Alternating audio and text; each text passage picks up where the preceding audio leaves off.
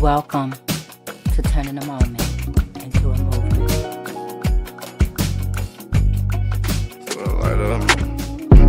Just let the light of mine. I'm gon' let it shine. I'm gon' let it shine.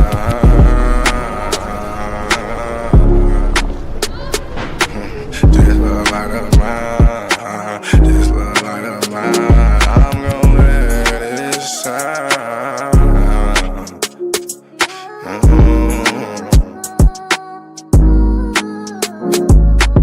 This little light of mine, I'm gon' let it shine. I'm gon' let it shine.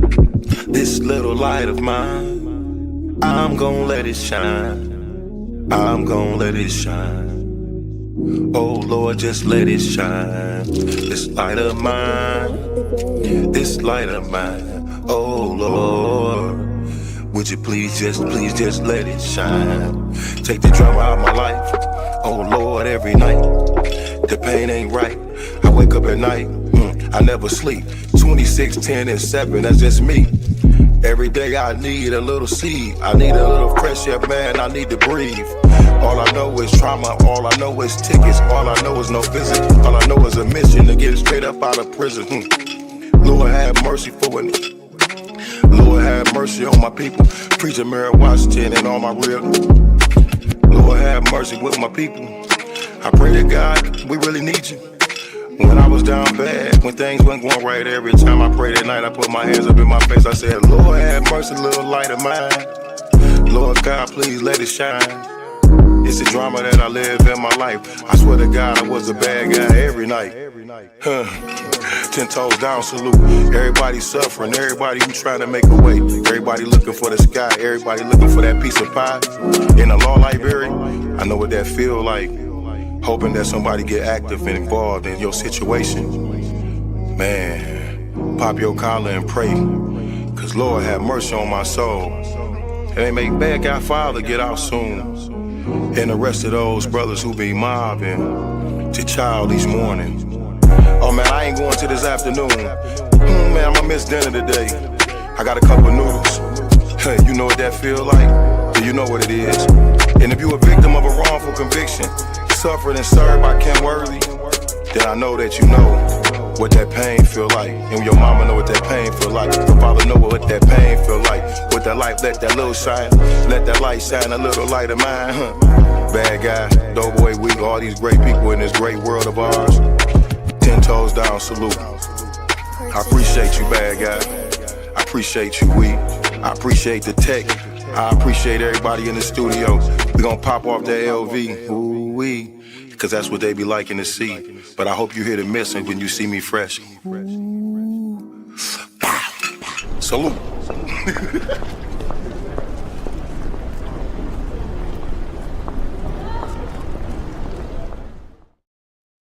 Greetings, everyone. Thank you for joining us tonight for Turning a Moment into a Movement. I am your host, J Love, and I also represent the Justice for Gerard movement. Gerard is my son who was wrongfully convicted of a crime he didn't do, innocent, and he went to prison for that crime. And so because of that journey with Gerard, I met so many people who were wrongly convicted, or were advocating for someone that was wrongly convicted, or people who didn't even know anything about wrongful convictions. I mean, I was just learning about it myself. So because of that journey with Gerard and all the people I met, I decided to create this platform called Turning a Moment into a Movement. And so we come here on Fridays to talk about wrongful convictions and injustice and things that plague our communities. Our mission here is to bring awareness to all that are impacted from being wrongly convicted, over sentenced, mentally ill, and medically frail in our community, to inspire, organize, and educate all communities about the needs to disrupt systems, policies, and patterns of the criminal legal system that leads to wrongful convictions. And so that's why we come here every Friday. So I want to thank you for joining us. I want to thank those who have been holding us up for these last 4 or 5 years now. So thank you. Thank you for those who are watching on Instagram, on Facebook, on YouTube, and for those who are going to listen to us later. So, and also subscribe to our platforms. We need you to subscribe, especially to our YouTube platform, because guess what? Who knows how long we're going to be on Facebook. So subscribe. So when you subscribe, you won't miss an episode because it'll notify you. So yeah, subscribe. So again, thank you for watching. I'm going to bring on one of our panelists. Hey, Leslie. Hello. Leslie, I know you're under the weather, but hi, how are you feeling? What's going on with you? And introduce yourself.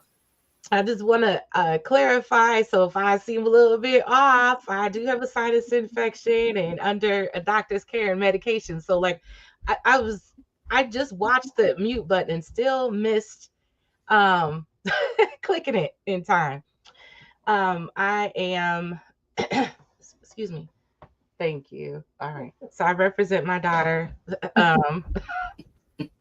Yeah, she's not shy at all. I represent my daughter and my son. So my kids are 19 years apart. My oldest son is actually a creative and fun person who is very into family, and he was anyways, he's an inmate at MDOC, and so he is. I don't want to talk about the case, but anyways, it was basically a wrongful conviction. Um, but not only that, he is a member of the mental health community and was suffering at the time of his arrest, and was not treated, not treated right. And I had to fight for not only his criminal legal, but also his health care while he was under the care of the jail and then the prison. And so that fight continues. And I also here to represent Albert Williams. So I one person called it, I don't know if this is the term you call it. He called me an intra ambassador. So like, I like a lot about futuring and planning, but I also do it in a way that I like the Sankofa model, that I really into history and our families and all the wisdom they had. Those kitchen table conversations and porch conversations got us through. And we're going to have to come back to some of those. And so the Albert Williams Voting Corner is named after, it's a legacy project because my great grand uncle was killed in the line of duty helping people to vote in Brownsville, Tennessee. And the reason he wanted to vote was wrongful convictions, police brutality, and lack of representation in the court in terms of like land. So a lot of old slave masters, when they die, they will a little piece of land. Well, then Mhm. after a while, they come back and take it back, and it was no way to stop it. Um, so anyway, so a lot of the things that he fought for, I feel like we still fighting for, and so I'm just taking up the baton, and I don't have the same imminent danger that he did. So I'm doing what I can. Thank you Yeah. so much, J Love, for creating this platform. I really appreciate you. You know what, Leslie? I was just thinking, your son's impacted, and I'm about to bring Gloria on because all of us had sons impacted by the judicial system wrongly. Gloria, too. And so this is going to be a great conversation because Ramatia is not here right now and Trisha had to step away. So it's going to be us mothers talking about wrongful convictions of our sons. So, and this is probably, I know, the first time really since I've been doing that this has happened. So it's kind of like perfect. So let me bring on Gloria. Hey, Gloria. Hi. How are you tonight? Oh, I'm doing good. I can't complain. Gloria, introduce yourself. My name is Gloria Jackson. Um, I have two sons that were convicted for the same crime. Um, I can say that it's I don't even know if there's a word that they actually um, that's out here, even in any kind of dictionary or anywhere that can even describe the stress, the pain, the heartache of what you go through. It's really no words that I can say um, that I can even get in any, to talk. When I talk to someone about what they're going through, it's unbelievable. And I can tell you, when I hear the stories, I don't have to know you, but I do know your pain. And it hurts me to even read about other people or to hear about it. It's like, oh my God, it's draining. Um, when I used to go see my two sons, I haven't seen my sons in years because I had started getting panic attacks so bad. It just came out of nowhere after years and years of visiting them. I think the most horrible feeling was when you're walking out and you take that glance back and you see them just sitting there. and you say it's nothing we can do to bring them. That's just, I will come me driving down the highway and have to hit all my windows, pull over me. I'd be short of breath, heart palpitating so fast. And it's been rough. I can tell you, had it not. Yeah, Gloria. I I met can't hear you. Gloria um, as we was advocating through. Gloria's still trying to talk, it sounds like. Oh, Gloria, are you talking? Your sound went out, Gloria. I can't hear you. I'm pretty gonna just shake. Your sound went out, Gloria. Oh, let's see. Let me see if I can unmute. Unmute your mic, Gloria.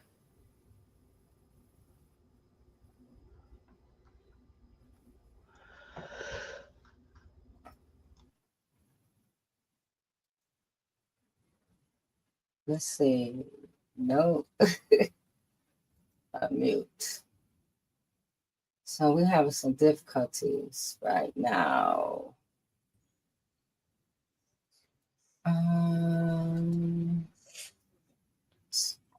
So we're gonna. Let me call her.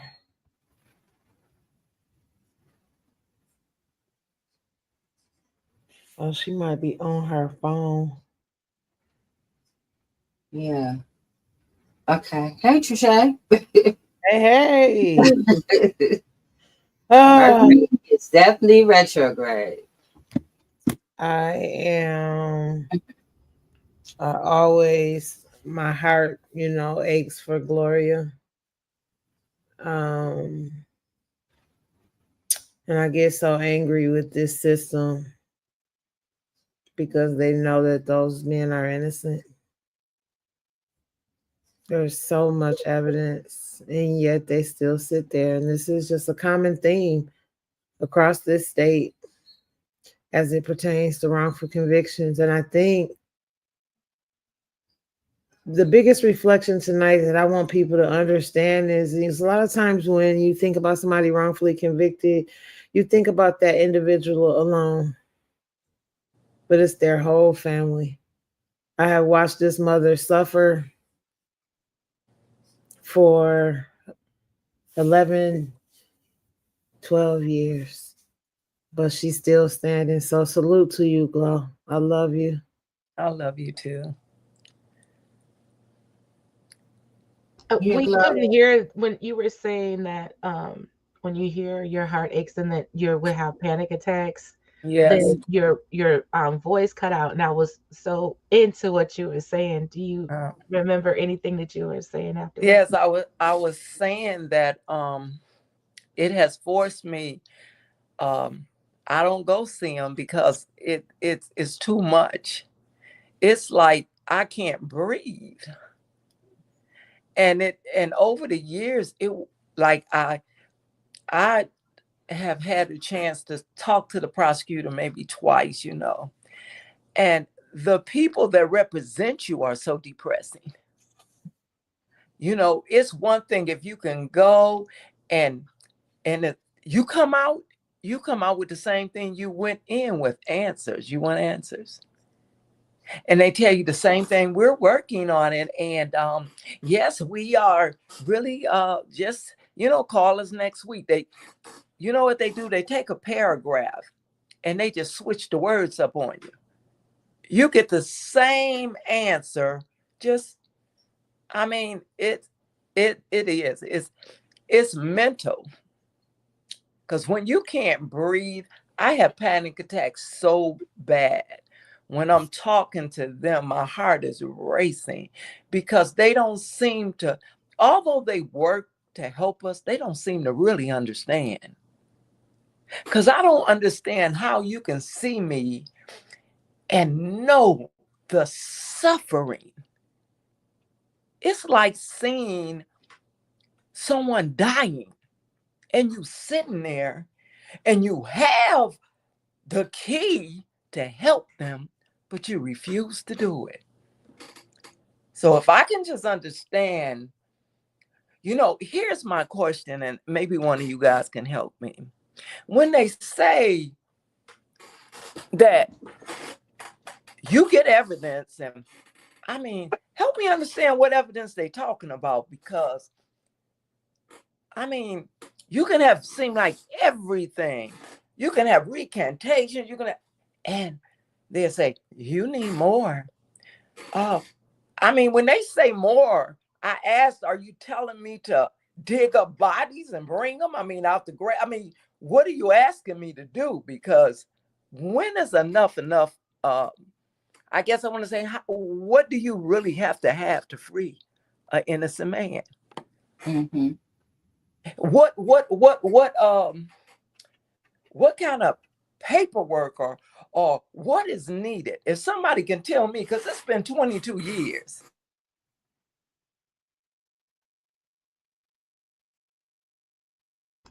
You gone deaf? We can't hear you again. We can't hear you again. Toggle your volume, Gloria. Let me see if I can adjust her. Okay. Let me see if I can do something on my end. While you doing that, is it okay if I share a picture real quick? It goes in what line what she was just talking about. Yeah, go ahead. Uh,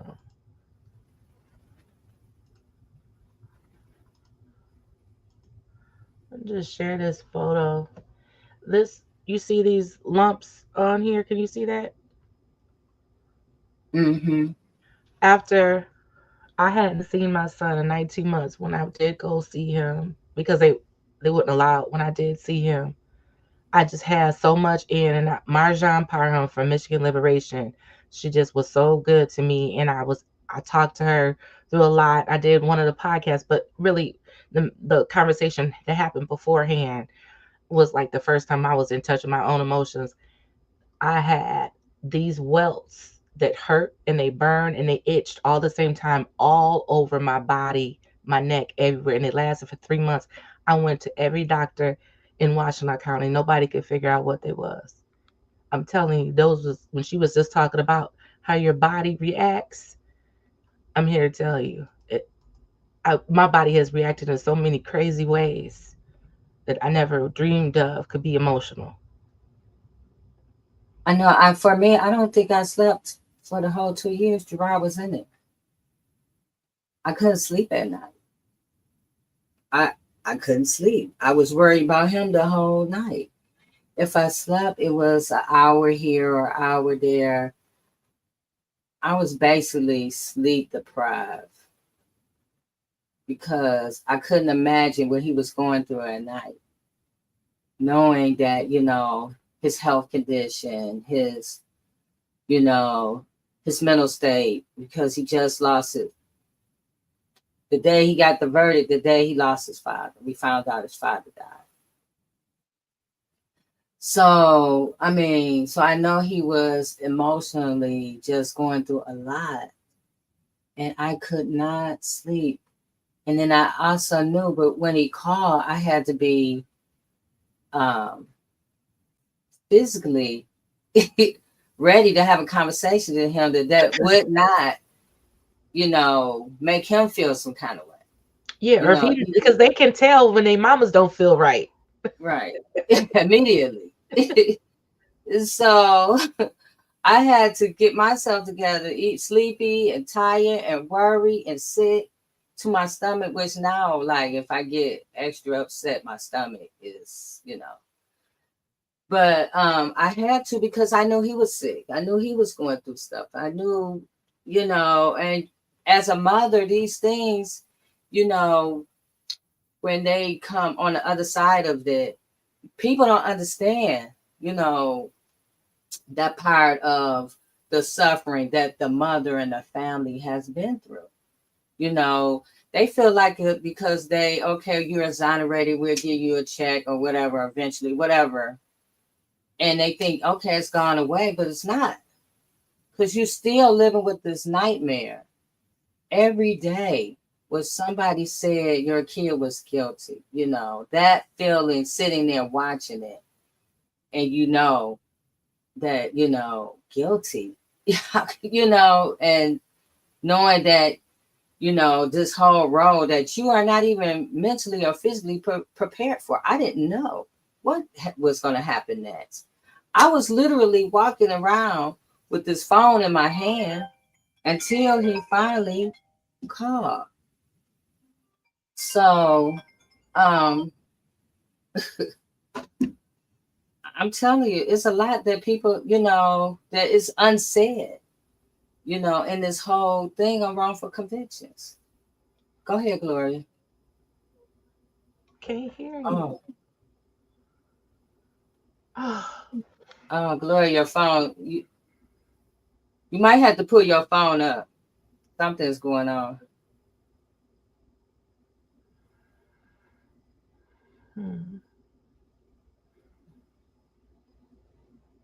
I don't know what's going on with your body. No, it's like, and because it goes in and out, it seems like it's reverting to whatever her default is. Mm-hmm. But we don't know what that is. But If you can hear me, try it from your laptop. Are you on your laptop or your phone? No, she's on her phone because her Try it laptop from your laptop. is unavailable. Hey, Rabbitia, how Oh, are you? I am wonderful. I am. So good. How are you doing? I'm so glad to be here tonight. Um, hey Leslie, hey Trishay. Look, hey. coming from the choice zone where I have obviously not been making very good choices for myself lately. I'm working on me. And reminding myself that no is a complete sentence and setting boundaries. So yeah, I'm loving it. I am excited to be here tonight.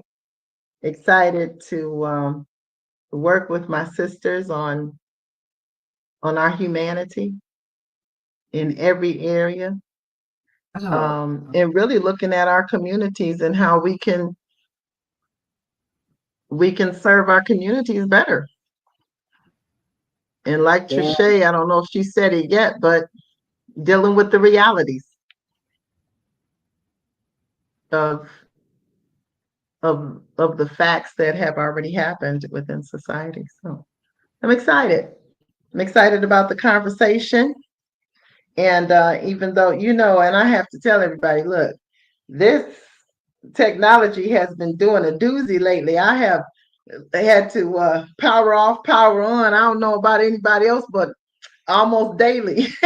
just to, just to hear. I'm so glad I can hear you guys today because I think it was last week I couldn't have had to do something different earlier this week. So yeah. Gloria asked a question. She said, "What do you do? What new evidence? What, you know?" And in my studies of wrongful convictions across this country, wrongful convictions have been flipped for many reasons, right? Mm-hmm. In most cases, there's a glitch that happened in the trial or with the case, and it winds up getting overturned. Mm-hmm. Some of those are through by way of Brady violations. Brady violations are things that happen during the investigation by police officers.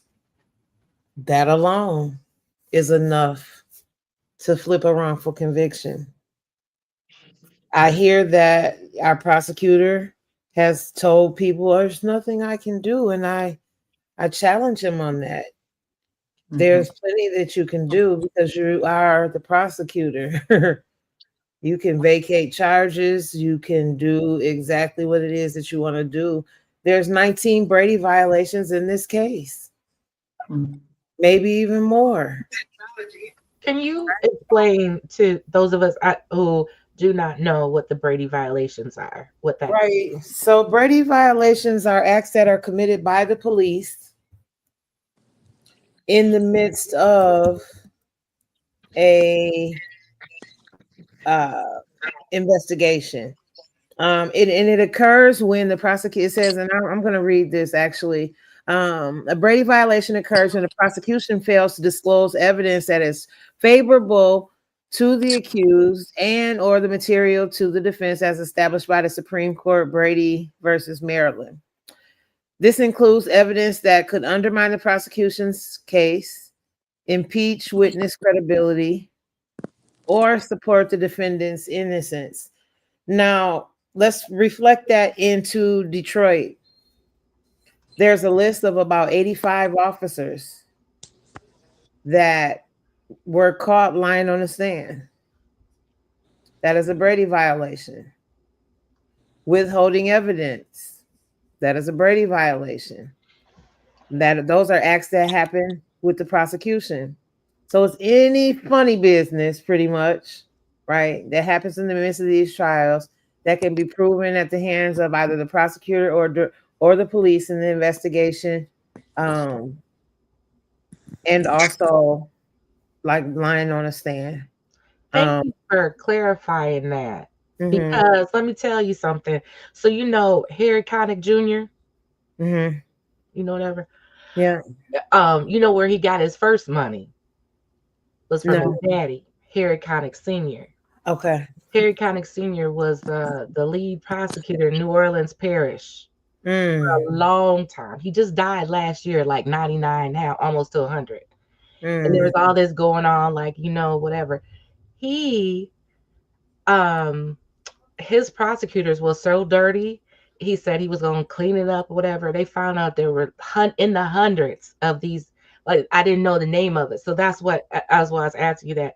And so, John, and I'm going to tell you his name. I can't get his last name right now. He died in the, like a couple years ago, but he was wrongfully convicted in the 80s.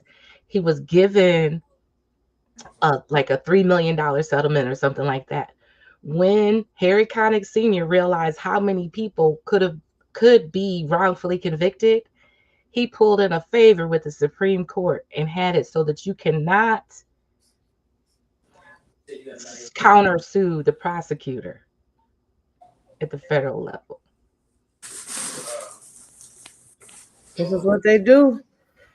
Put protections in place for themselves. And that was the whole thing about immunity, right? Immunity is absolute immunity, and there's a difference, right? Absolute immunity means that they cannot be prosecuted or they cannot be sued financially for, the things that they do. So what's the recourse? What do we do?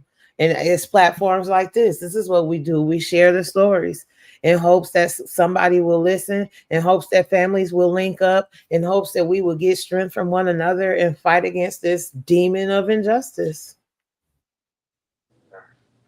It's a struggle. It's certainly a struggle. Yeah. COVID came, and not just that. As you get older, okay, I'm 69. It's like as you get older and you see so much happening, and when COVID came, it freaked me out so bad. My anxiety was on 8,000. And it was because I was like, Lord, you have to watch over me. I want to see my boys come home. I want to spend some time with them.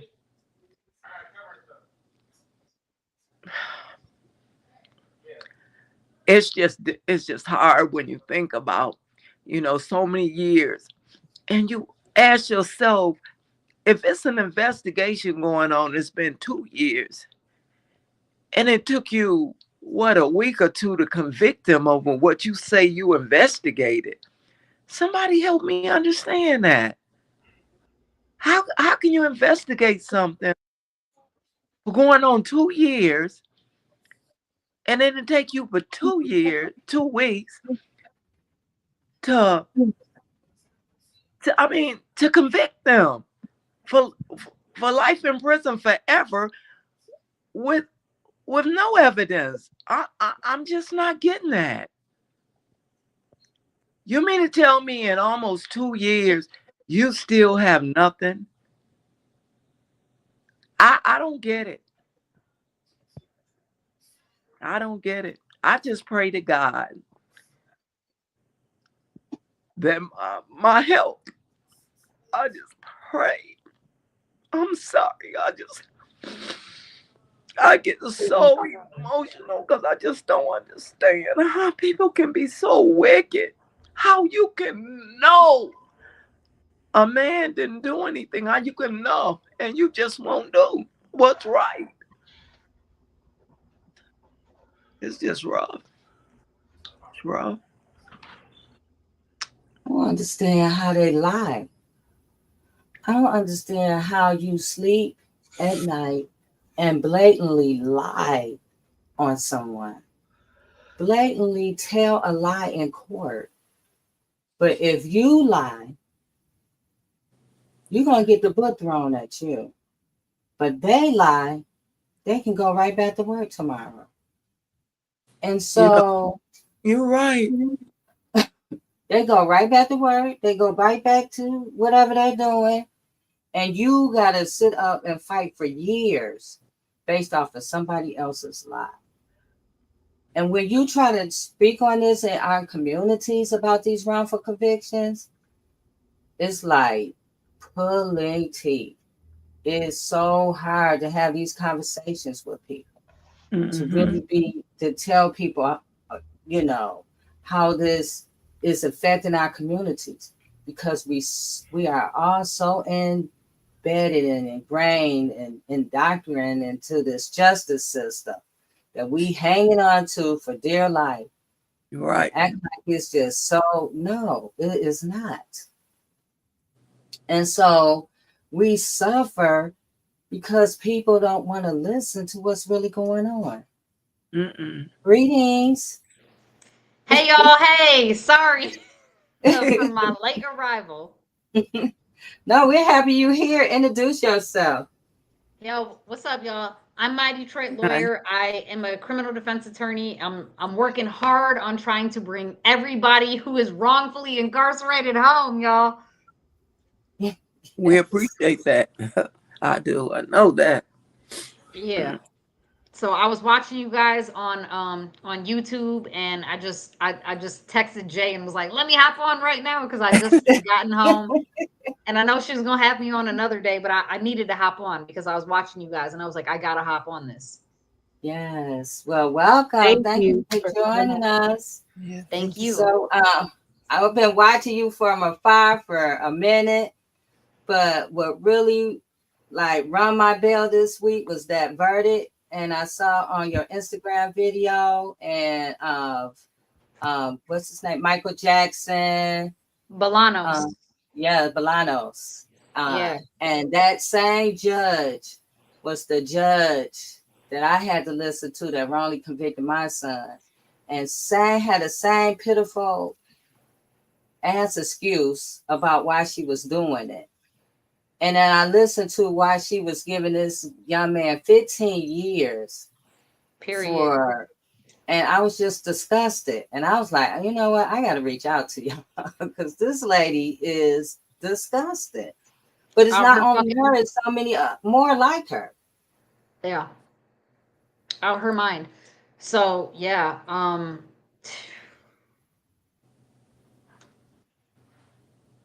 I mean, I don't know who knows the ins and outs of his specific case, but she absolutely is taking justice and running left field with it. Like she could just do whatever she want to do. And that is what a lot of judges are actually doing. And that is the thing that everybody should have a problem with. Because what is happening is that juries, even if they're coming back and convicting, they're not convicting correctly because half the time they don't even know what they're convicting on. Okay, so we could start there. Secondly, if there are issues in the way that the conviction has even happened, you can't even go back and make the correct. Is that me? What sound is that? Oh, okay. No. Okay. You can't even go back and make the correct arguments that need to be made to correct things that directly affect sentencings of incarcerated people. That is a problem. That is a problem. And we all need to be aware of these problems. Because people are not paying, we as a society are not paying close enough attention to the way that that the system is trying to railroad us, and not even trying to, the way that they are railroading us. And they're doing it. They're coming in here and they're playing their own role and they're saying what they want to say. And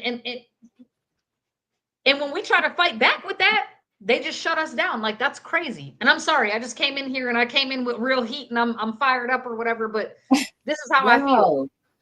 No, because I was listening to her and she was like, basically, get it on a pill. You know, like, you gonna like say they don't know. something? Come on now. Like, they don't know how many opportunities at appeal a person has. When you have the opportunity to stop the buck right there, why are you not doing that? That is your job as a judge, period. Yeah. You're supposed to be holding the reins of justice. And y'all just letting it just go like that? Like, come on now, stop playing. That's crazy. That's what they do. As a matter of fact, with this Vesey case, it could have been stopped by a judge in the beginning. As a matter of fact, the judge said, well, I know the witnesses are lying. I know something's going on here, but I'm going to still let it go through. I'm going to bound it over. Why are you not stopping that? Because you said out of your own mouth that you know that the witnesses are lying, but you let that lie go and enter into a trial and convict two innocent men. So I think what we got to understand when it comes to this wrongful convictions, and we tried to do that with the summit this year, it starts with a wrongful arrest. Period. It starts with if you got a wrongful arrest, you had to have a wrongful investigation. Because why are you investigating me and I am not the person who did this crime? Then the wrongful trial, the wrongful conviction, the wrongful sentencing, they all, the judge, the prosecutor, the police, it's all hand in hand. And people do say, oh, this system, it works. You know, justice does reign. And you're right.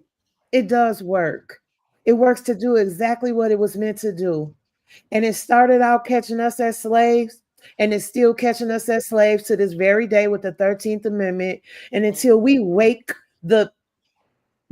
up, okay? Until we wake up and come out of slumber, because that's the problem. We are sleeping and we don't talk about it. We don't look at it until it happens to our family. And I get it, because it's not even on our radar. Nobody's even talking about it. But where we're at right now, people are talking about it.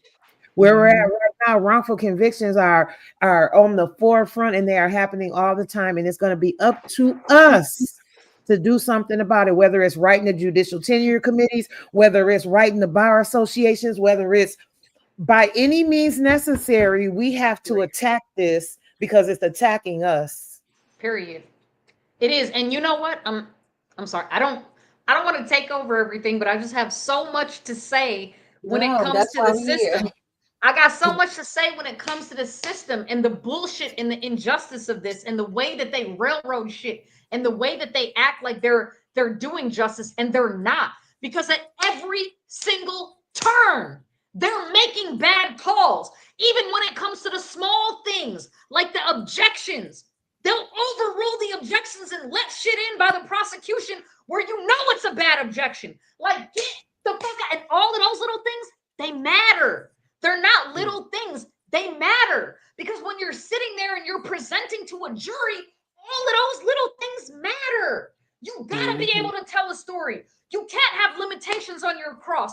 You can't have none of this. And it's a whole like red carpet charade for the prosecution, for the judge, for all of these people that just open the door and just shift them in. Like, that's crazy to me. That's crazy to me. And it makes me so angry every day of my life. I think I have like high blood pressure because I'm so angry every day of my life. but it's crazy. And you're absolutely right. Trish, you're absolutely right. We as a community need to care more. We need to pay careful attention to what is going on, because they're playing in our faces.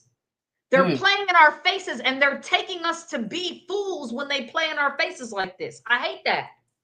I hate that. You're right.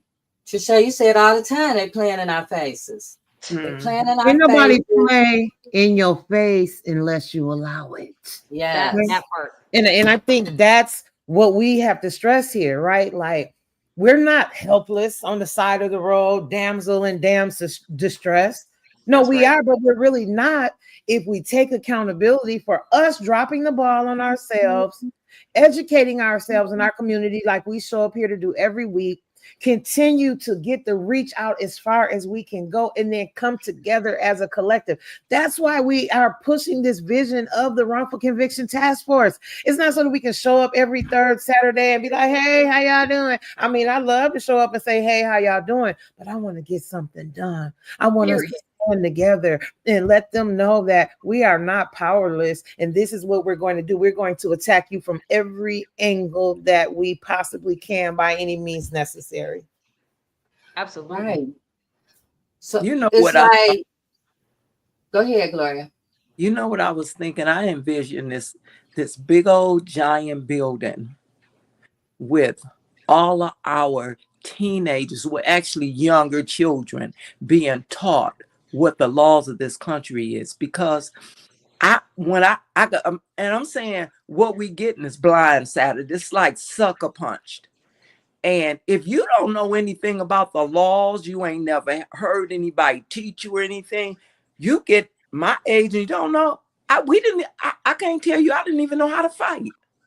I didn't even know who to call, because I've never heard it. And so these young people, even now, that's getting in this trouble, they have no idea where they're headed. That is 10 times harder for you than it is a white man. And I'm just telling you, you can't do what you want to do like you think you can do. You're not finna get a pat on the hand. You know, what there's once was, you know, and that's what it's like none of our children, majority, is not even aware of what's gonna happen. You know, you send them to all these juvenile homes for all the things they do. And when they get to adult court, they pay for every bit of that juvenile stuff. Although they tell you it don't follow you, that's a lie. Yep. They bring up every last one of them things. And I can remember I want to say this was the lead detective. I remember him coming to me and he said, I'm not even worried about your sons, because I know they didn't do it, because I used to case your area for years and they never stayed in any trouble or anything. The only reason I came and arrested them is because I think Dennis knows who did it. I don't think they did it. When they were convicted, he cried like a baby, cried literally, and told me, now they just been charged with murder. They got life with no chance of parole. And you come to me and tell me to come to you so you can help me? What are you going to help me? They took them. And then he went to see my son, I think it was like 4 or 5 years later, and asked him who did it. Wait, I'm sorry, Gloria, are you talking about one of the investigators? Yeah. On the case? Yeah. He gonna ask you to come to him. You helped prosecute my son. Why would I come to you? Oh my God. They be playing. Oh, that's they crazy. knew they didn't do it, even down to the wire of the who was that man? The when you have to get the lie detector test.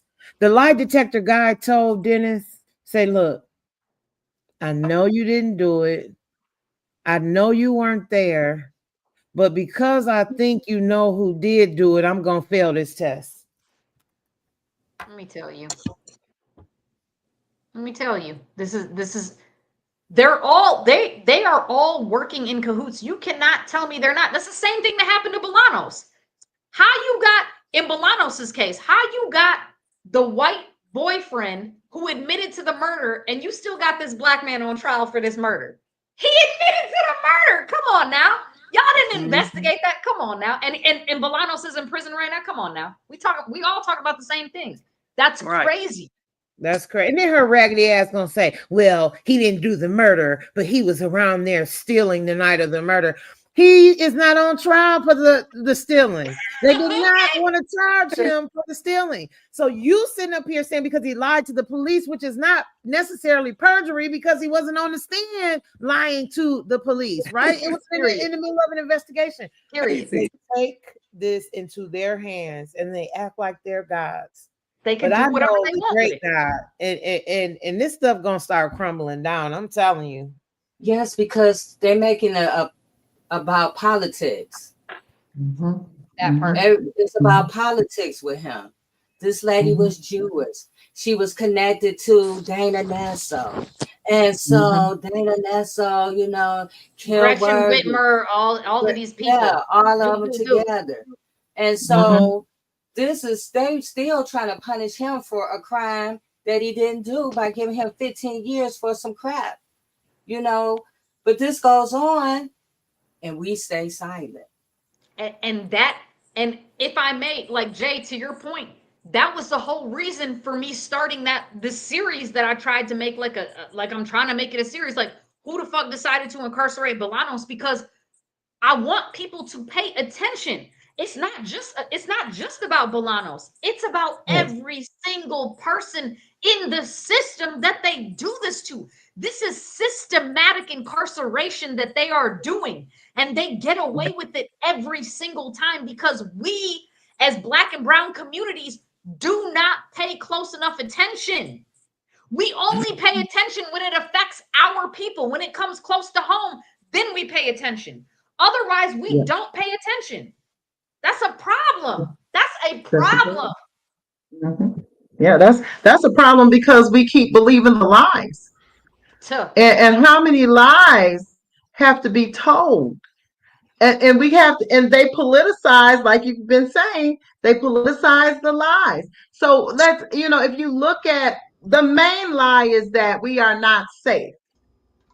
And so it's a fear-based political strategy to tell the society that you are not safe. And the reason why you're not safe is because of poor people, because of people of color, because of people who look different than the status quo. And they shift the focus so that people can perceive that there is always a threat. So when that happens, leaders use this fear tactic to maintain political control and to avoid accountability. Absolutely. Every time. It's easy. Why? Because they keep saying the same thing. We got to keep the community safe. They run up politically. They run their campaigns. I'm going to make this community safe. We're going to be safe again. The idea is what? You're not safe. Why? Because you got brown people around you. Yep. It's the propaganda. It's the propaganda. That's exactly what it is. And the reality of it is if we really peel back the layers and we look at what we're really talking about, the only people that are really creating the threat to our societies are those that are white and rich because they have the power to get away with everything. We never get away with anything. Anything we do, if we jaywalk, they gonna ticket us. It's a wrap. It's done. They got all eyes on us. But when they do something, we skim over that, right? Because the media is not focused on that. The media is never focused on what white people are doing. And I'm the person that's going to call out the race every time. I don't care. I'm going to call a spade every single time. I'm going to do it. And that's what it is. That's what it is. Mm-hmm. Leslie? Mm-hmm. I just the two things came to mind when I'm listening to y'all. One is that I can't remember. I think it was Trisha was saying that people think the system is working. I think a certain type of people think the system is working in our community. Like people that got a little something or whatever. And then I feel like working class or poor folks think that the system doesn't work at all. And so they just remove themselves completely and don't try to stand up at all. You know what I'm saying? I was told when my son was 12 years old, that because I was taking him to some little group or whatever about, what to do is stop at a what to do when you stop by the police, that kind of thing. I didn't know. I was trying to do whatever I could because I know by him being part of the mental health community, by him being black, by all these things, and the son of an inmate. So I was told by so many family members that it's not about that. It's like when they get back up, because if you're a black man in this country, you're gonna spend some time in jail. Like it's just inevitable. That yeah. That's what I was told. Like that, that it don't That's matter what white you America do. thinks. And so who gave you that narrative? White people gave you that narrative. But we suck all that up. Yeah. Thank you. That's what I was just getting ready to say, because we have assimilated so deeply into whiteness that it has been the death of our culture. It has been the death of what we know is right. We do allow things to just happen to ourselves and we don't say anything about it. And I know I used to be that way too. I used to be that. I was one of the head magical Negroes. I'm gonna tell you, I was, right? And now I know why God allowed that to happen to me, because my eyes had to open up to these systems so that I could stand in my position right now and do what I'm doing. I thought racism was the crazy white man riding around with the truck, the flag on the truck. And as long as we work hard and do what we can do, we can defeat anything. Their little racism doesn't mean anything. And boy, was I ever wrong. And I did not understand it until I went through what I went through at Eastern, when that teacher lied on me and there was nothing that I could do about it. That is when I got my reminder that, honey, I don't care how hard you work. I don't care how far you go. I don't care what you do. They gonna always remind your ass that you are black. I don't care how many drops of black blood you got in you. If you got one little drop, it's enough for them. It's enough for them. And so you can't win against that. See, I thought, we play their game. And if we play their game, you can't play a game where somebody will change the rules while you're in the middle of the game. So we would never win their game. So we have to stop. See, that's why we allow them to play in our faces, right? Because we so used to playing the damn game. I ain't playing no damn games. I'm not no kid. I'm a grown ass woman. And so that's right. With that being said, stop playing games with me. Stop playing games with my people. But my people, we got to stop playing games with ourselves. Yes. Look how many churches didn't drop the prison program. Remember when they used to have prison ministry? After that. That's a whole nother conversation coming next. That's a whole nother. Churches ain't doing nothing about nothing. Absolutely nothing. That is a whole nother. We got that on the list. Okay, but I went and we got 40,000 to talk about soon, so that's okay. That's okay. Yeah, right. They got to 40,000. But you sign in list where you sign in, like you dropping off whatever. You can see what ministers and stuff have been there. I remember back in the day, we used to go, it would be pages and pages. It was nobody, you know what I'm saying? I mean, it was like, I think it was one Catholic chaplain or something like that. Other than that, it wasn't no deacons, no ministers, nobody signed up on the list. When do we just drop? How you gonna drop something from the black church and that's us? It's something that affects us. Right, because we dropped it from the black church, so we dropped it from our consciousness. We thought we was okay. Now when these things are happening, then you say, look, this happened to me. This happened to my kid. This happened to my family member. First thing, well, what did they do? That's the first thing people, what did they do? Not, I'm telling you my kid was wrongfully convicted. Not, I'm telling you they lied. You too busy watching Matlock and all these other TV shows and think what you see on TV is real. That is not. People, these juries go and Google and do all kinds of crap, and then they come back and they'll give a guilty verdict on an innocent person.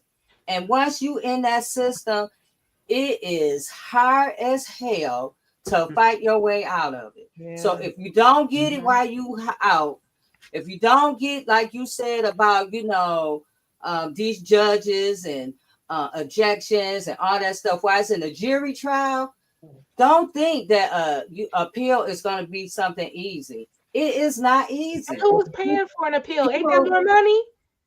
Right. I had to fundraise to pay for the first lawyer. You even get the first appeal, right? They give you get if you were convicted by the jury, you get the first appeal by right. Okay. But let me tell you something. Nobody is paying close enough attention to the details of what is even appealable. Like, they don't care enough. Like, the detail goes out the window. It goes out the window when it comes to people of color going to trial. Because I have seen I've represented even white people going to trial. Guess what? All the I's get dotted and the T's get crossed and the this and the that and all of the things. But guess what? When it comes to people of color, all of a sudden we brushing this and that under the rug, acting like that don't matter. When objections are being made, they're being overruled. That's crazy. So when we talking about at an appeal level, there's not enough attention even being paid at a trial level, let alone the appeal level. That's crazy. It is. That's why we got to start back court watching. I sat through my first court watching session in 2020 with Vernell Vest's son case, Carl Bruner. I was so floored. All of the witnesses got impeached. These were, mind you, this was a trial where it went up to the Supreme Court. Supreme Court said, let him go or give him a new trial. Of course, Ken Worthy ain't letting nobody go. Gave him a new trial. The prosecutor withheld tapes from the first trial. Let's start there. That are now in this trial. Why are we even having a trial here when y'all know y'all withheld evidence? Brady violations. Okay. Brady violation off the rip. The police officer, Officer Nancy Rodden Foster, Officer Foster signed on her case note that she picked up 2 videos. Well, only one was produced in this second trial. The second video that she picked up would have showed the direction of the murder. Now I'm trying to figure out who was the one that actually did this murder, because you got the police trying to cover it up from the beginning. Okay. You got on the trial officers that testified that they were told to stand down from their normal duties. That when there is a murder, they are supposed to clear all the guns on the site, clear any bulletproof vest on the site. They did not approve that. They did not do the bulletproof vest. They got the witnesses who actually got impeached on the stand, who I believe may have fired the gun or fired back. They did not take their guns. Things that were in the alleyway where all this stuff happened at, magically missing. This is all stuff that is being learned in this trial. Then there was a witness that had 22 felonies that he was looking at, that they shrink down to some misdemeanors so that he could say something against these men. And when he rode back into this second trial, he said, man, I do not know this guy. You don't know this guy. Then what you doing here? And what's crazy is the first trial, they said that, they had his witness account, but they couldn't find him. How you couldn't find him and he on parole? All you had to do was call his parole officer. But I'm sitting here and I'm watching the judge. Every time somebody got caught lying, she did like this, like, what the fuck is going on here? Oh my God. And then when the jury came back with a not guilty, because again, the witnesses got impeached, the video actually showed that the witness accounts were lies. So of course, what happened? The jury came back with a not guilty, and the judge still had the nerve to say to Mr. Bruner, "I hope you never make it back in my court again. You should have been apologizing, ma'am." And while they want to put Bolanos on up for perjury, why all them damn people that got impeached on on this stand? Why they didn't get charged with perjury? 2 cops, all of the witnesses, two police. There's like every single person that took the stand was lying on this man. This man was sitting there telling me every time somebody else took the stand. Lillian Diallo, sometimes she get on my nerves, but Lillian Diallo, She be on it though. She dog walked them.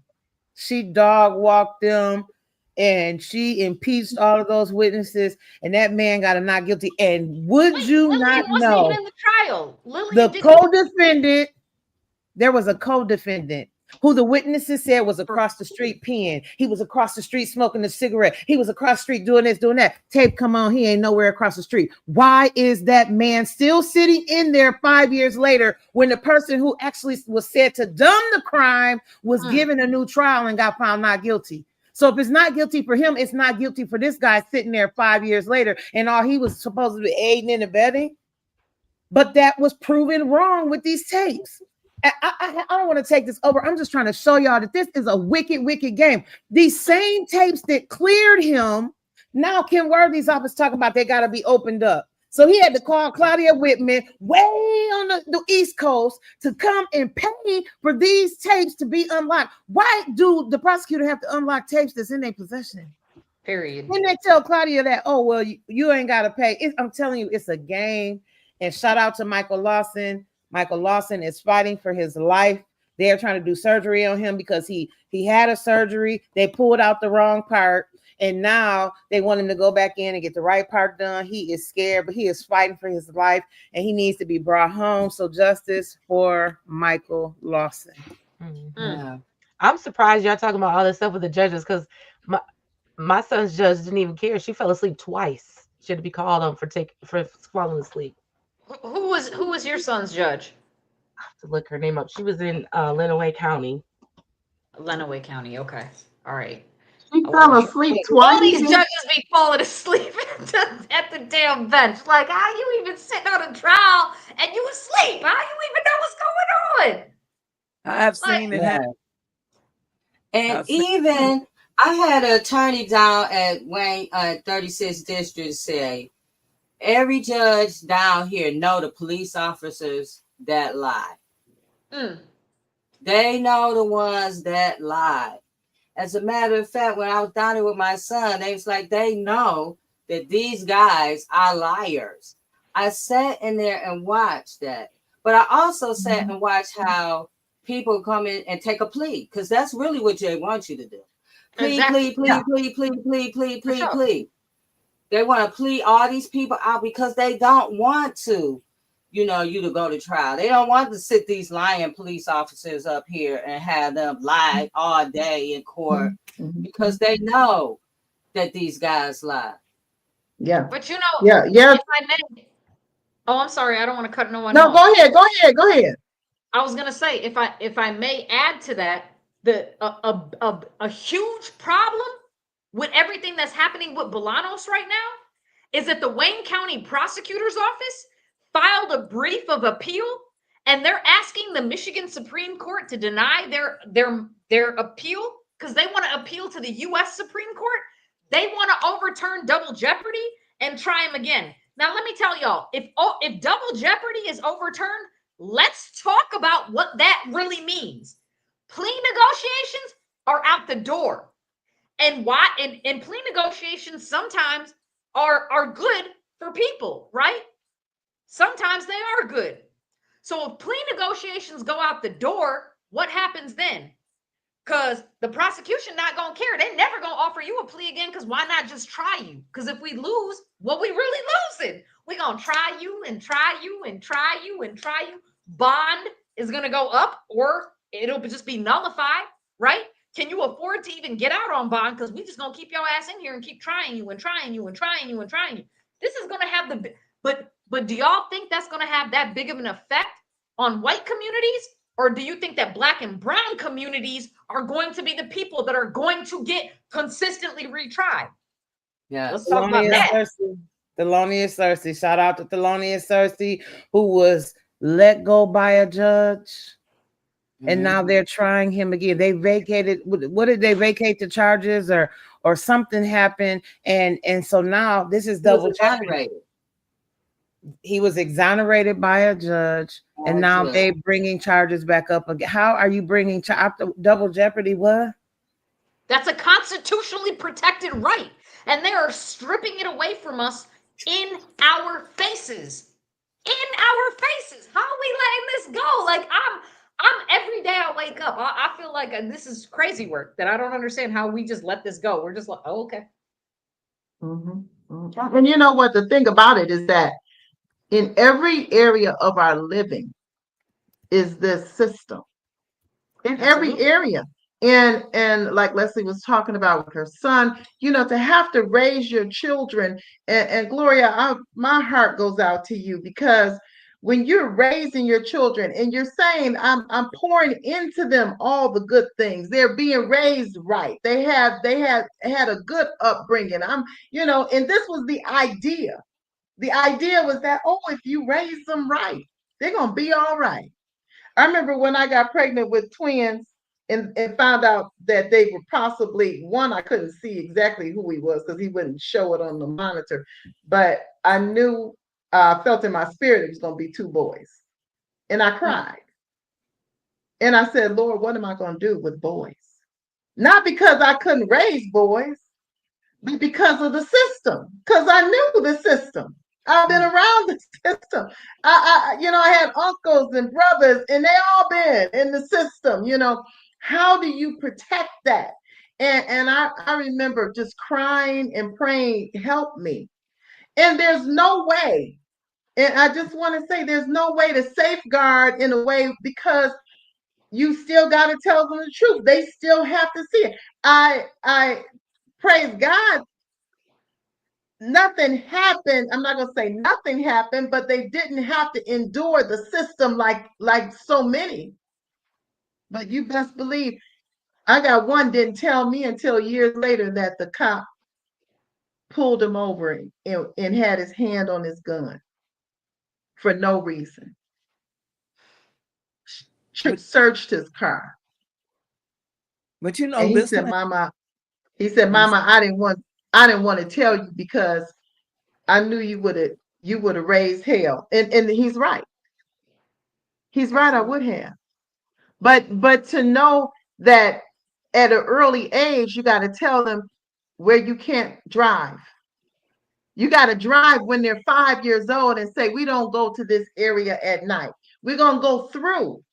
We're passing through because we're going to grandma's house, but you don't go here. You don't go here in the daytime. Stay out of here. Don't spend your money here. I'm telling them these things so that by the time they got 16, you can't just give them the keys. They had good grades. They were good children, but I couldn't just give them the keys. They showed responsibility. Couldn't just give them the keys without them promising you can't go to these certain areas and I need you back by a certain time. It's the things that we have to do. And let me tell you something. I believe we need to acknowledge, and I'm glad that Jay had a healing time for us, because we need to acknowledge the trauma that we have gone through.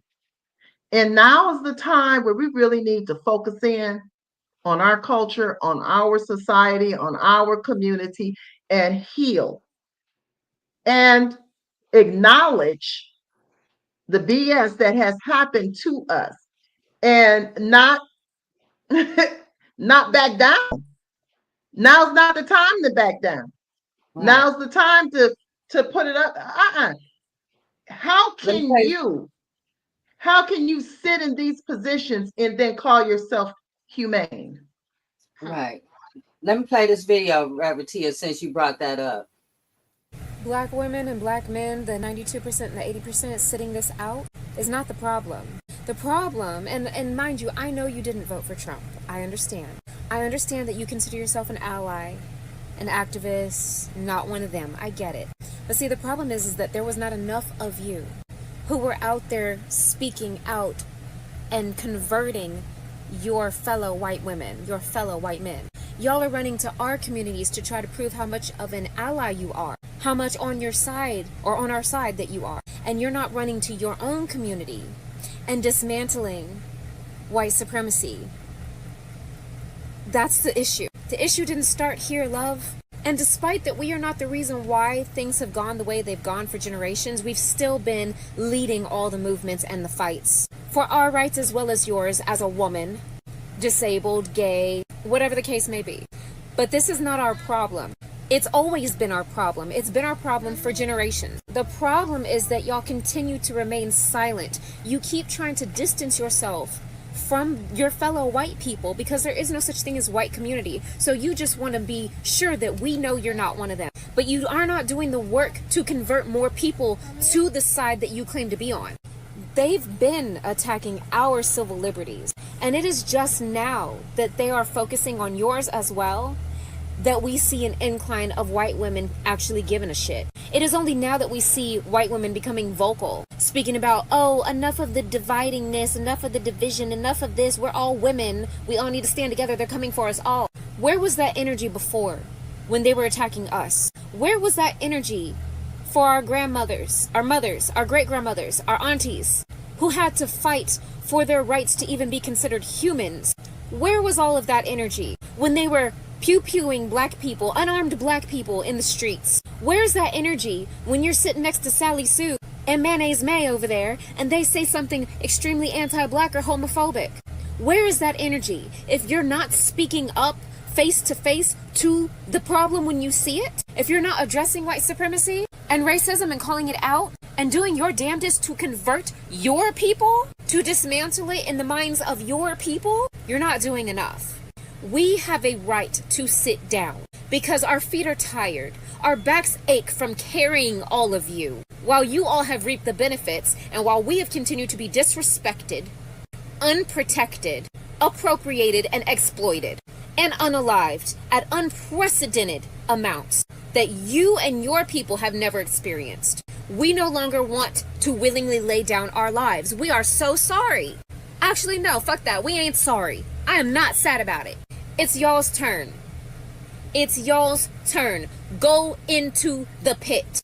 Get on the front line. Step into the fire while we sit back and cool off from doing all of the heavy lifting for y'all. Being an ally is more than wearing a blue bracelet or a button. Now go run and tell that. That part. That whole part right there. That part. when I mean, we have done so much where I look at just advocating for these wrongful convictions. Mhm. Going here, going there, going across Wayne County, Washington, all over the place, doing summits. We've been sitting in our faces. We talked to Dana Nessa. She giving us that face. Yeah, all that attitude and everything. We trying to, and now because something is going on in the world that's affecting you, we should all come together. We've been coming together. We've been telling y'all. We've been trying to tell our own people. Hey, we have to pay attention because what's affected us will eventually affect you. I say that to people all the time. Wrongful convictions don't have a type. It can happen to anybody. You could be going to the grocery store and it could be you. My son was walking to the store. It was him. What was your son doing, Gloria? They were actually a year later. Right, a year and a half later. That was really crazy. We never even thought about it because we knew they hadn't done anything. So when we heard about it, we just kept on living. We didn't think it. And like I say, we got sucker punched real quick. It happened so fast when you didn't know the people. Even when my kids went to appeal, the lawyer told me, he said, I'm going to be honest with you. He said, all they did was sit your sons. They put the case on a conveyor belt. it slides down the conveyor belt and they just stamp it. That's what he told me. He said they never look at it. They never even open them up. They just open them up to stamp them and keep on going. They just like cars coming down the line at Ford Motor. I was just like, my mouth was open because I'm like, and then I listened to you just now. You guys say how much evidence and how Trichet was talking about all the things that came out in this guy's case. That's why I say, what is evidence? Because tell me what is enough. Because if you don't have enough after you have shown them, after another man has confessed to the crime, when you have found him guilty and you still can't come home, help me understand that. That is pure evil at its all-time best. That is telling us that you can do what you want to do when you get ready to do it to us. Not that everything that happens, you can bring all you want and it's still showing you, I don't care what you do, I can still keep you. You can give me 100 Brady violations and I can still hold you. Who gonna stop me? Period. Mm-hmm. And that's the reality of it, because to add to what you were just saying, Gloria, even in Bolanos's case, they're flopping his parole. They're denying him parole for lying to the police. And I looked over all of his paperwork, every single thing that they're saying he's a menace to society and a threat to public safety. How is lying to the police a menace to society or a threat to public safety? And the lie that man told, he told a lie that any one of us would tell, because self-preservation is a thing. Anybody would do that. And his lie, he came back on it real quick. He lied about it for that quick and then came back on it. They don't even have a reason to flop him. And I done checked them for all of that. I wrote to Governor Whitmer. I wrote to Lieutenant Governor Gilchrist. I've written to everybody, and everybody is writing me back the same thing. Well, that's what it is. What you mean that's what it is? That's not what it is. Y'all Right. cannot just take lives like this. You can't do that. And it's scary to me because God had really had to get a hold of me and let me know that I don't have to be afraid of anything, because I was so afraid when this case come out and I started reading everybody's case. The police was behind me and they had the lights going. I was so busy going on because you know what I was trying to do? I never stopped until I got to a well-lit area where I seen a whole lot of people hanging out. That's when I stopped. And he said, what did you think? Why did it take you so long to stop? Did you think this was the ice cream truck? I say, well, I hope all your ice cream not melted, but I was trying to get to where I needed to be. I needed everybody to see this story, because I know if I told it and I was alone, it was never going to be my story. Period. But it's scary to me when my kids been in there all this time and you've been investigating for 2 years. You done talked to over 100 people and you still don't have an answer. And you got them in 2 weeks by talking to some people on the street. You targeted them and you never investigated anybody else. And at the first trial, this was a pre-trial. I'll never forget the judge talking about, well, I'm going to bound it over because of the nature of the crime.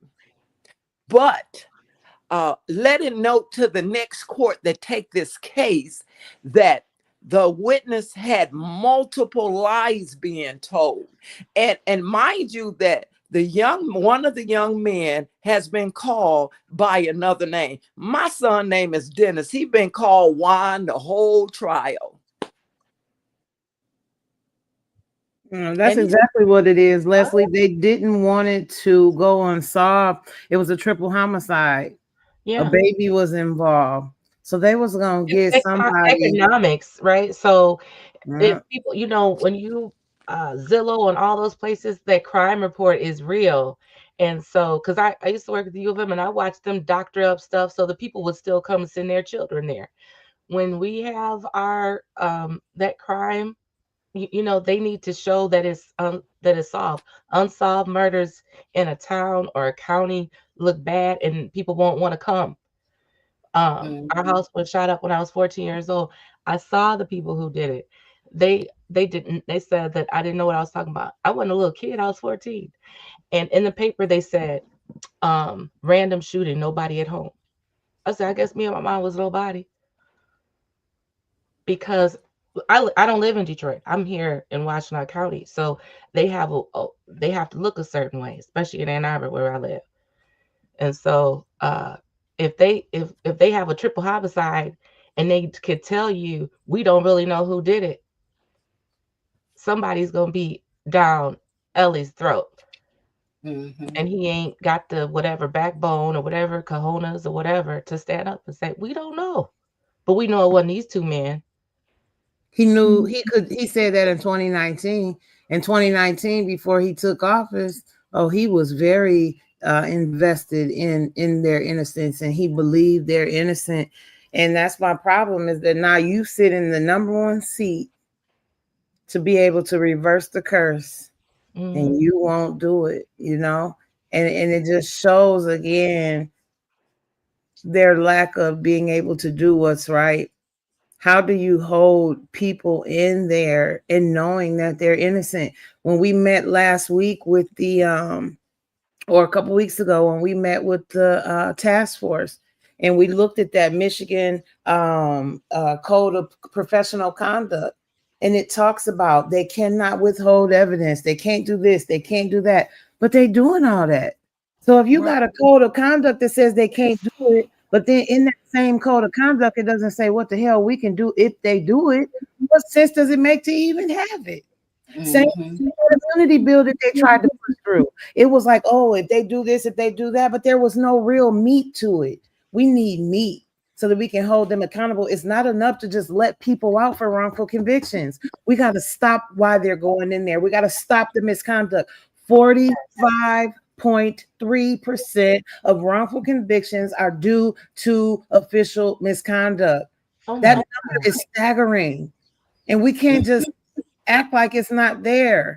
That is almost half of wrongful convictions are due to corruption. Yep. And when you talk about it, just like we talking about Crystal, literally wrongful convicted, but we trying to save her life. Crystal in there dying of mold, wrongful medical neglect, wrongful HIPAA violations, just everything.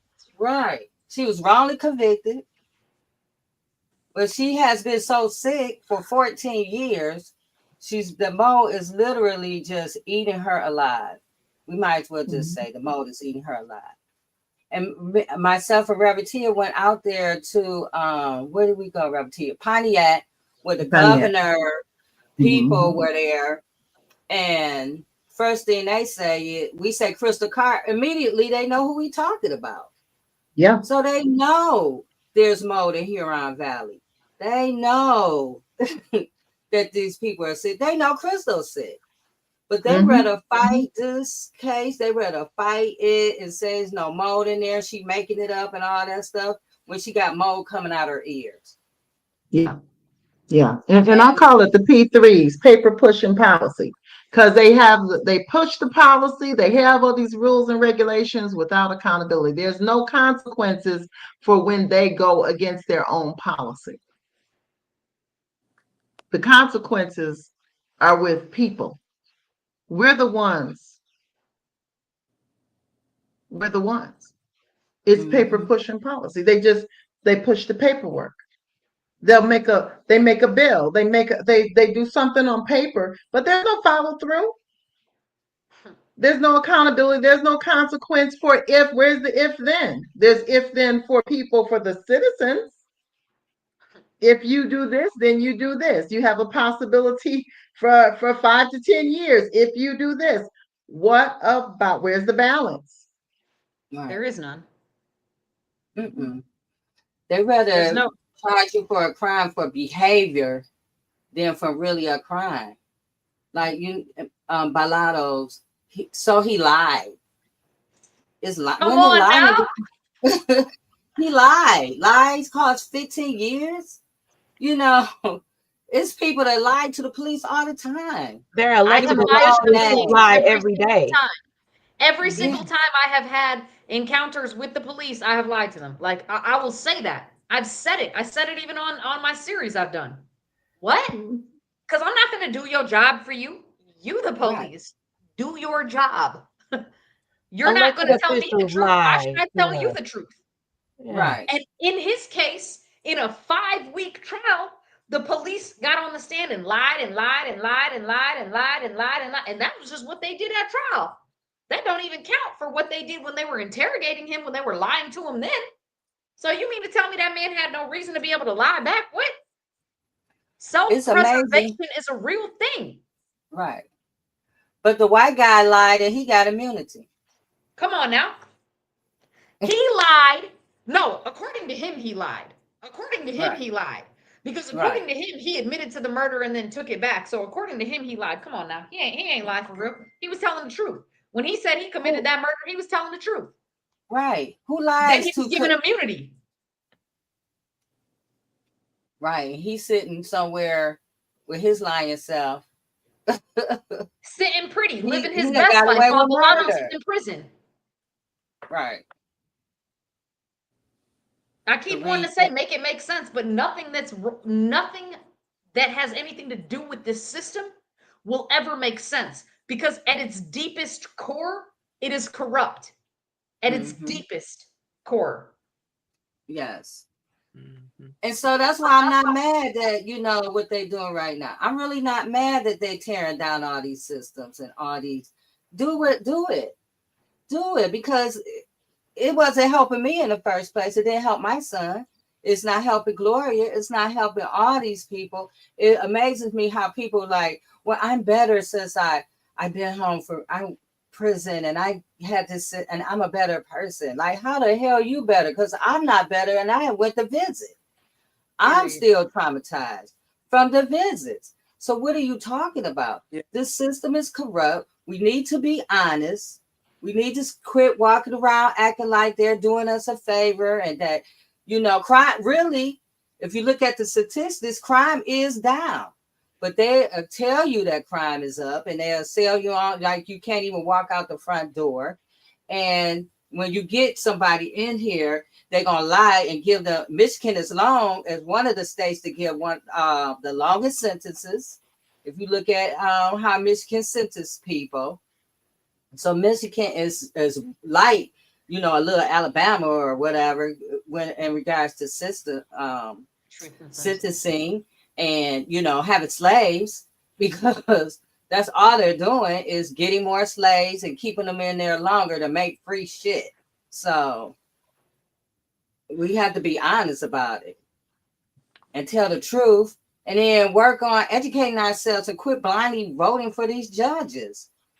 I remember I went to an event at UD Mercy and it was talking about the judges and some of the people, I think Valerie Newman was there and was a judge there. And they were basically talking about police unions and police officers are really who vote for these judges. And they depend on their votes because really people don't vote. Some people just really skip that part. So, and that's how they keep getting in office. And so, of course, if police unions is helping you get your job, who you gonna side with? The police. What happened to upholding justice? That you just throw that out of the witness when you know that you got officers parading in here lying all the time or doing stuff all the time. Where is the balance in the checks? Go ahead, Rabatia. Yeah, just total agreement. No balances, no checks.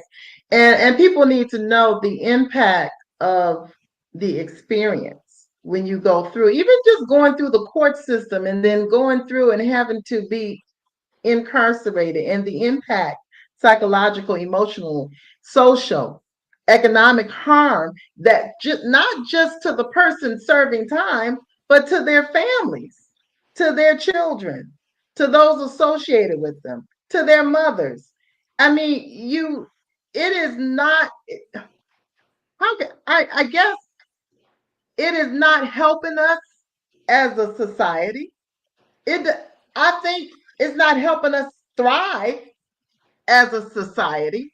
We're keeping this narrative going for a few people to excel in life economically. Just a few people. Most of the people are not benefiting from prison. I'll never forget, it was a wealthy friend of the family's, and I don't think I talked to him for a long time after he came back later and apologized. And I had gone to Texas, and they have a very huge juvenile system of incarceration. And most of those young boys there were going to be leaving from the juvenile into the adult once they get to a certain age. I had never seen at that time so many brilliant young men who, I mean, a lot of them talked well, a lot of them had insight. And just to know that they're going to be leaving from that place, which was still set up like a prison, into the adult population prison. And I was, although we were there to provide an experience, like a basketball camp experience for them, and it went really well, along with some ministry and encouragement. And I just felt sick on the way home, and cried on the way back to where we were staying. And he said, "Why are you so upset?" And I said, I mean, because I did talk to many who were wrongfully convicted, and I'm like, it's so many youth of color. And he said, well, it's just a business. It's a business. That's the problem. I lost it. And I said some explicits along with the main thing was, at whose expense? At whose expense? And broke it down to him, at whose expense? And who's hurting because of all these men, these young boys? At whose expense? And for anybody to be able to be okay with that, to invest in that. I question your spirituality. I question your consciousness. I question your ethics. I question your humanity. Question if you're human.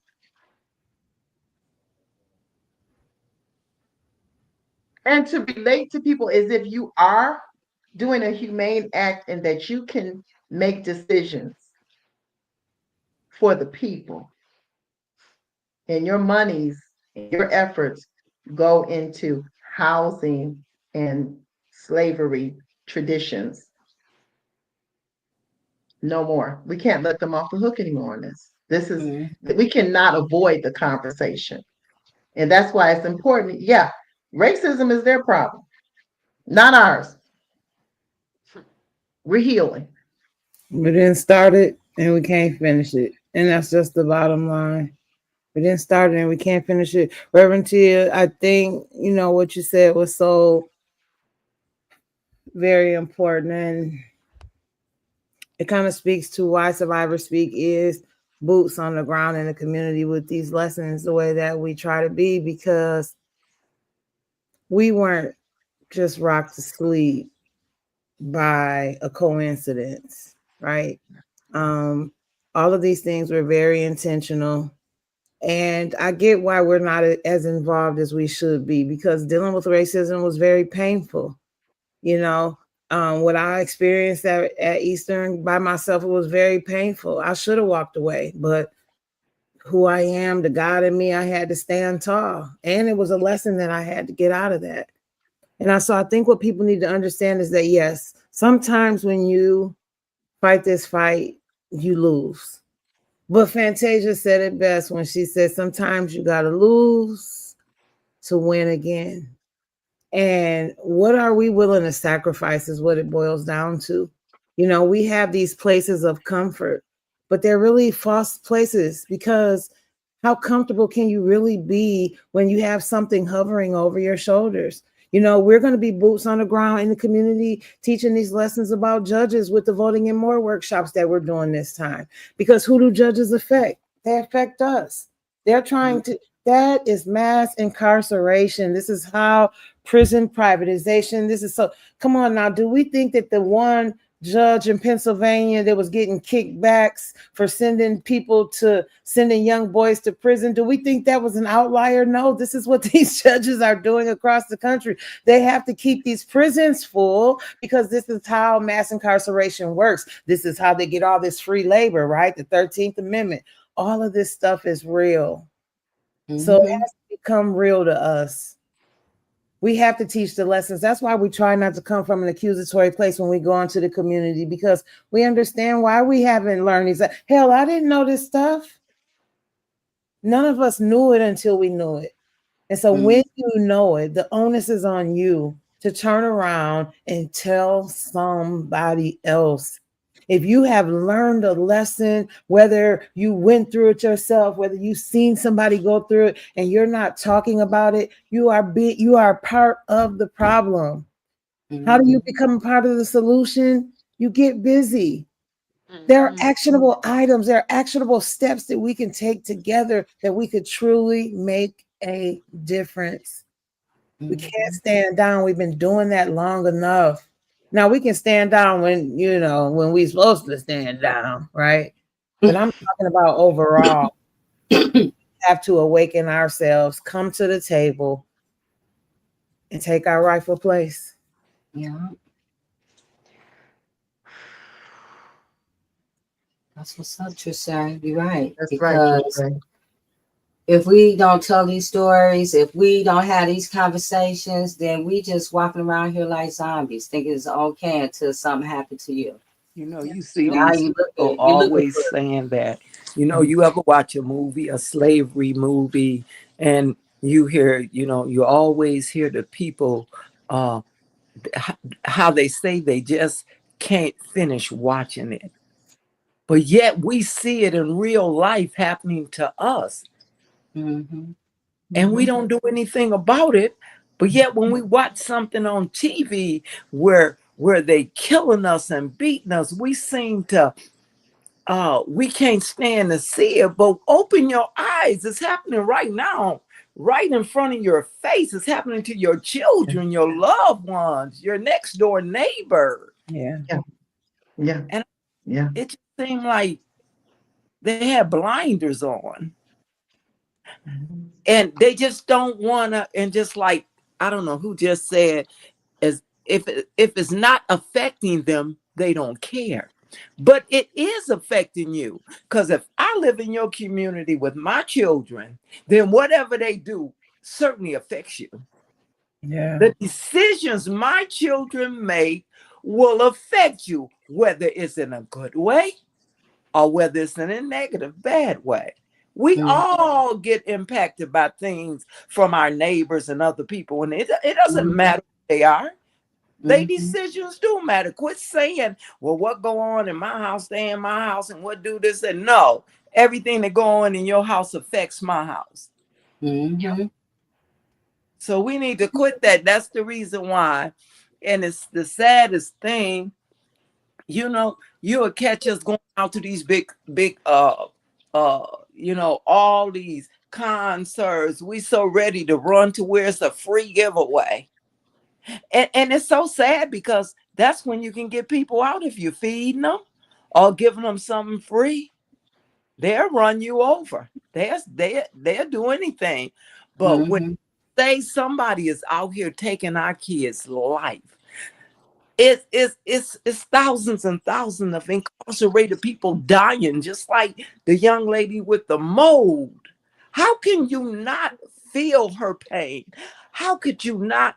That's why I say everything in life, you need to say to yourself, oh, wow, that could be me. Yep. Mm-hmm. Every Yes. situation in life, that's what I say. When I see a lady who getting beat, I say, oh, Lord help her, because that could be me. Everything in life, you need to question that could be you. Mm-hmm. Because you could wear anybody's shoes. And the thing about it is, I never knew, I knew about hearing about people being in prison and, and they got this person got to, but I've never ever seen it at this extent that I've been seeing it for all these years. And it's like, what is wrong with you? I just question all these officials. Is there somebody in there that, I mean, truly have a heart? Because I couldn't, and that's just me and my heart. I'm speaking for me.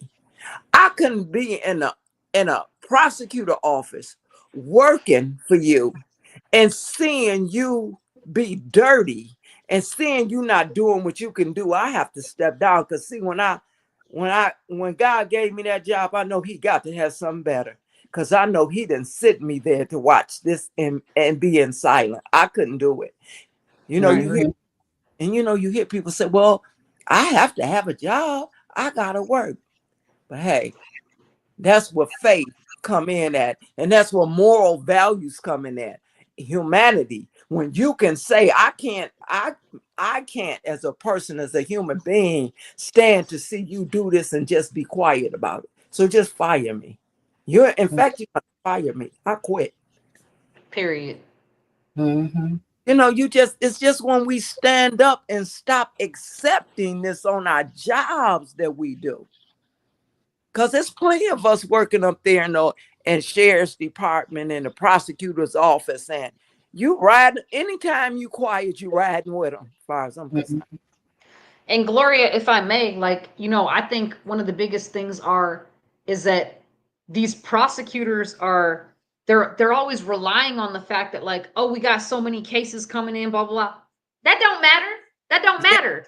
Your job is to slow it down then. Your Yes. job is to look at the case file. Your job is to review the facts. Your job is to assess everything with a fine-tooth comb. That is your job. And if you are not doing that job, then you are not standing up to the ethical, parameters with which your job entails. And if you cannot do that and you're not willing to slow it down and do it properly, then get the hell out of there. Go get you another job. Go do something else. That part. Because if y'all want to do this like factory work, like somebody else had mentioned earlier today, like this a conveyor belt at the factory, no, that's not what it is. These are people's lives, and the facts and the circumstances of every single case matter. Every single case, there are facts and circumstances that are specific to every single case, and those need attention and detail. Yes. Yes. I agree. Yeah. And I think our viewers, listeners need to understand that these practices are from the top down.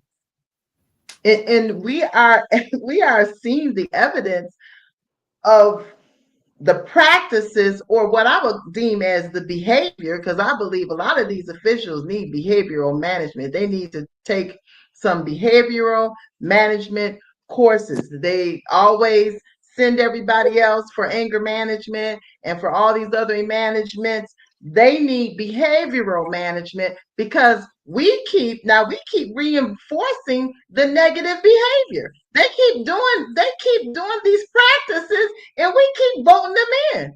And so we got to know this is top down. When you look at the administration right now over the United States, just go top down. The practice of lying, the practice of not taking accountability. These are behaviors. These are behaviors that are usually taught By the time you're 5, you learn how to take accountability. They don't want to take accountability. When you look at the fact that even our mayor, Dugan, 2020, won the Golden Padlock Award, which is an annual award for what? Hiding information. Hiding information. It's a distinction that is provided in the country for the most secretive public funded agency. The most secret, which means he did a good job hiding emails. And then we know about how many times all of a sudden in Detroit, we can't find the documents. Mm-hmm. The record's missing. The That's missing all records. That's all the time. The records is missing. The records didn't come. The records. They didn't come, right. But he got an award for that. Mm. We got to wake up. We got to wake up and we got to know that we cannot find solace. We cannot find righteousness. We cannot find that in the people who are oppressing us. You cannot go to the oppressor and find peace. Mm-mm. You cannot find, we got to stop acting like the battered woman. Stop acting like that. Stop acting like you can't do without the abuse. We have been acknowledging. We've been abused. Yeah. We've been abused. And we keep trying to find peace with the oppressor. We keep trying to get in good with the oppressor. No. He doesn't like you. He doesn't want you. There is no peace there. We'll figure it out. Thank you, Reverend Tia. Thank you, Trisha, Gloria. Thank you for my Detroit lawyer. It's been such a pleasure. It's been such a pleasure. Thank you for inviting me on and letting me speak with y'all. You women are all amazing. I love everything that everyone has said tonight. So thank you so much. I feel blessed to be able to be here. Yes, and tell us where people can find you at. My Detroit Lawyer.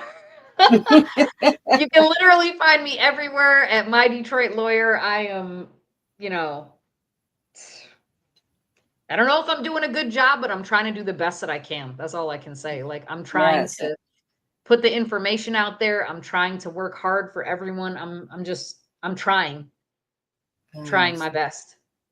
So. And check out the TikTok series that you're doing. Yeah, the TikTok series. Who the fuck decided to incarcerate Bolanos?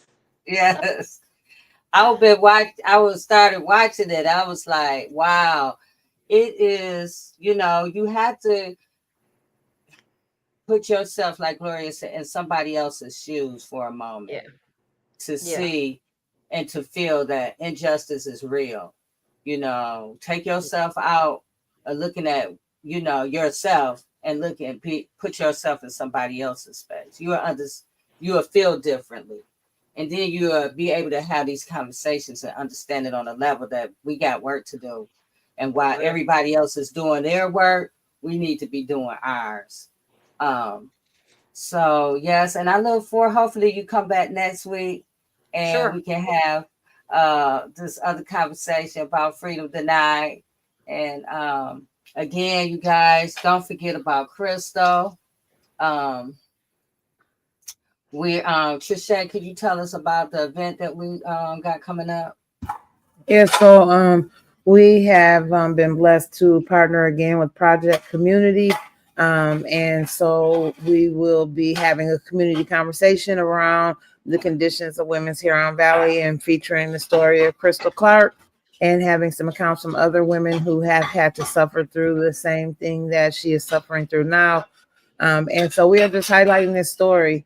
And so we'll be there on the campus. That's April the 16th. I believe that is a Wednesday, if I'm not mistaken. at 6 p.m. So we will have a flyer dropping shortly with all the information. We hope folks come out and support.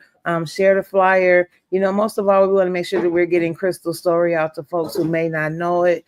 So even, my Detroit lawyer, we would even appreciate a nice Tik Tok about Crystal, if you don't mind there. Hey, I will try. In between working, I'm trying to do the most I can, but if I can do something, hey, I'm more than happy to. You know what? And I think we have things that we can actually share with you, just a video that you could probably just put out on your page, if you don't mind. We're just trying to get the story out as far as we can share. At some point, all we have to share is our stories, y'all. Yeah, absolutely. And we won't let them take control of that. And so we want to make sure that we are uplifting for Crystal. So please. Oh, and we're going to have an informational rally on campus the week before. So we'll be out there with the bullhorn and the music and passing out flyers. And so we'll be in the diag. And so we'll have more information about that coming as well. So y'all stay tuned. Cool. And you can support our call to action to support Crystal. You can save a life. So contact Governor Whitmore. She know all about Crystal. Contact her office, send an email, write a letter. Trisha was telling me about someone was saying that make it certified. Now we can hold them accountable because we know they got the letter. But our call to action, just help us support Crystal. We're trying to get her home because the doctors already said that she's not going to survive in that space. So we got to get her out of there. And then we can help her with our wrongful conviction. And then Gloria, thank you for going. I meant to show your sons earlier, but thank you for joining us tonight. These are Gloria's sons. Gloria is still fighting for them, and we're still advocating for them. And so thank you, Gloria. I know every time, I just know from me to you how hard it is telling that story, and reliving those moments. And so I appreciate you coming on with us tonight. I really do. And so, yeah. So thank you, everyone. We'll be back next Friday for turning the moment into a movement. And until then, see you guys later. Right now. Just a light of mine. I'm gonna let it shine. I'm gonna let it shine.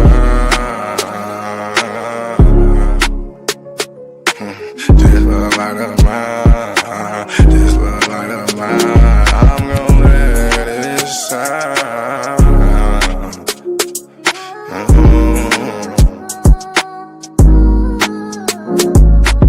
This little light of mine, I'm gonna let it shine. I'm gonna let it shine. This little light of mine, I'm gonna let it shine. I'm gonna let it shine. Oh Lord, just let it shine. This light of mine, this light of mine. Oh Lord, would you please just let it shine. Take the drama out of my life. Oh Lord, every night the pain ain't right. I wake up at night, I never sleep.